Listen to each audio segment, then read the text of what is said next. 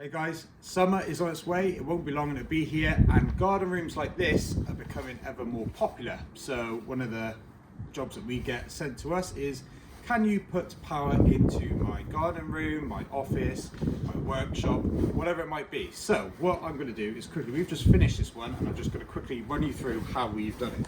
So if we come over here, we've got power from the main fuse board at the front of the house. That's running in an armour cable down the side, and it basically goes underneath here, and then we've buried it behind the stones down here so it's out of sight. You might see it, obviously we've not been able to get over there without it going across the top, but that's all good.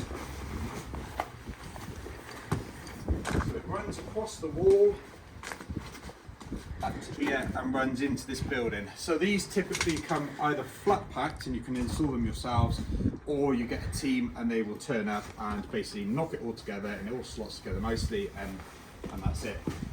So inside here, so the power comes in, armour cable into this consumer unit, which is 18th edition compliant for the electrical regulations. And then we've got two circuits in here, one for the sockets, one for the lights. Conduit out of there. The reason we've used conduit to protect the cables is because if you come over here, we've got a nice fancy darts board, and you can guarantee with my skill set, someone like me, if I were to play darts here, you can guarantee I would get the dart bang on this cable. So we've put the conduit on the cables just to protect them. So we've got a double socket here. Got this very fancy wall light for whatever game is going on there, I'm not quite sure. So we've got a 2-gang switch which will operate this light and this fancy light over here as well that customers bought. So that's all good. We've got 2 double USB sockets over here, so to charge their phones and whatnot. And one other thing that we've also done on this particular one is, because we're quite a long way away from where the router is in the house, we have installed a Wi-Fi router in here. What that will do is it will provide a Wi-Fi network for laptops, phones, what have you, Alexa, I suppose, as well, if they were to have that up here for the music side of things.